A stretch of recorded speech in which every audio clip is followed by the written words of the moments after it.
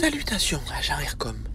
Dans le travail d'aujourd'hui, vous allez m'aider à mieux comprendre les êtres vivants qui existent sur la planète Terre. Oui, vous avez déjà vu que les êtres vivants sont ceux qui peuvent se nourrir, fabriquer leur corps, c'est-à-dire grandir, et se reproduire. Mais il existe beaucoup de sortes d'êtres vivants sur cette planète, et j'ai besoin d'une méthode pour déterminer qui est quoi.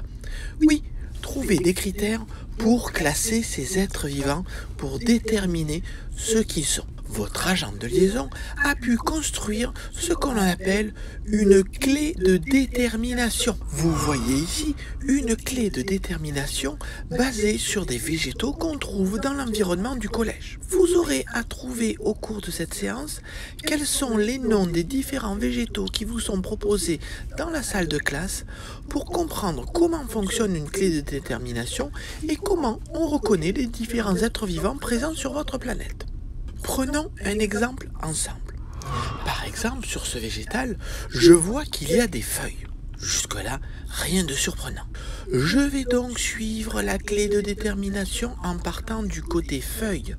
Je vois que ces feuilles sont simples, je suis donc le chemin et je me rends compte que leur attache au niveau de la tige est alternée, c'est-à-dire une fois une feuille, une fois une autre.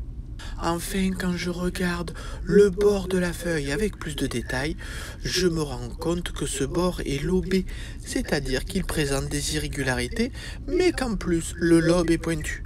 Et oui, vous avez trouvé, c'est une feuille d'hibiscus. Donc vous aurez à faire ce même travail pour trouver les différents végétaux qui sont dans la salle de classe et comprendre comment fonctionne une clé de détermination. Mais attention, dans mes bases de données, j'ai aussi ces types-là d'êtres vivants, des fossiles, m'ont dit votre agent de liaison. Je serais curieux de savoir si on peut les reconnaître avec une clé de détermination. Vous aurez donc à faire aussi ce travail pendant votre heure de cours. Je compte donc sur vous pour mieux comprendre comment on détermine les êtres vivants et je vous remercie de votre implication pour remplir mes bases de données et mieux comprendre votre planète pour trouver des solutions pour la mienne. Bonne mission.